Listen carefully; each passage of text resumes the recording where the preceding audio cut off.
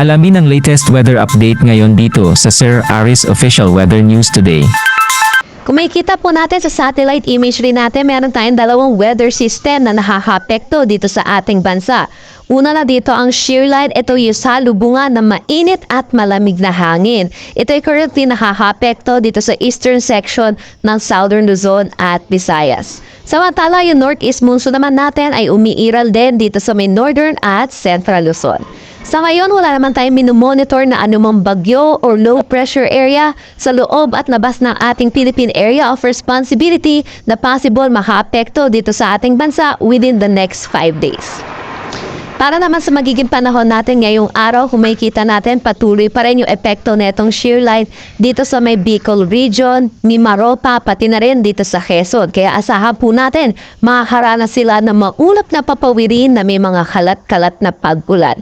Samantala, dulot pa rin ang northeast monsoon, asahan din natin makakaranas din ng maulap na papawirin na may mga pag-ulan dito sa may Cagayan Valley, Cordillera Administrative Region at Central Luzon. Para naman sa Metro Manila na labing bahagi ng Luzon ay asahan po natin makakaranas naman tayo ng bahagya hanggang sa maulap na papawirin na may mga isolated rain showers or isolated light rains or mga localized thunderstorms. Agwat ng temperatura for Lawal 23 to 31 degrees Celsius, Tuguegarao 21 to 26 degrees Celsius. For Baguio, asahan natin ng 14 to 21 degrees Celsius, Metro Manila 23 to 30 degrees Celsius, Tagaytay 21 to 28 degrees Celsius, at Legazpi 23 to 29 degrees Celsius. Dahil pa rin sa epekto netong shear line ay inaasahan natin kabuuan ng Visayas pati na rin dito sa may Palawan ay makakaranas pa rin sila ng maulap na papawirin na may mga kalat-kalat na pag-ulan.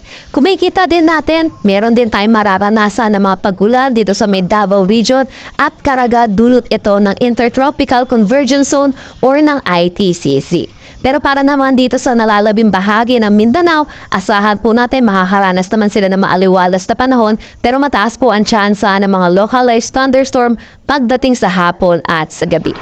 Agwat ng temperatura for Calayan Islands at Puerto Princesa 24 to 30 degrees Celsius. Para naman dito sa Iloilo 24 to 31 degrees Celsius, Tacloban 24 to 29 degrees Celsius, Cebu 25 to 30 degrees Celsius, Zamboanga 23 to 32 degrees Celsius.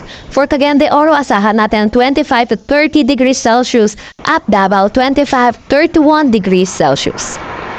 Kanina may nilabas tayong gale warning dito sa coastal waters ng Batanes, northern at eastern coast ng Cagayan kasama na ang Babuyan Islands, Ilocos Norte at Ilocos Sur. Kaya pinapaalalahanan po natin ang mga kababayan po natin na delikado pumalaot at sa mga nasabi nating baybayin. Kanina meron din tayong nilabas na weather advisory, dulot po ito ng shear line. Inaasahan po natin makakaranas ng heavy to intense or 100 to 200 millimeters of rain dito sa may Catanduanes, Albay, Sorsogon at Samar. Moderate to heavy naman 50 to 100 millimeters of rain dito sa may Camarines Norte, Camarines Sur, Romblon, Aklan, Biliran, Samar at Eastern Samar.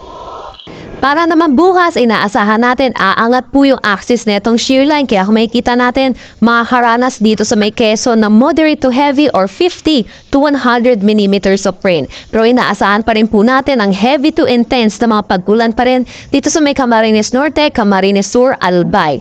At moderate to heavy naman dito sa Sorsogon, Masbate at Northern Samar.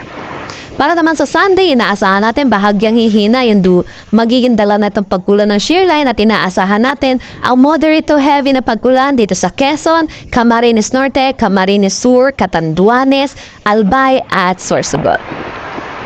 Ang sunrise mamaya ay 6:24 AM at ang sunset mamaya ay 5:43 PM.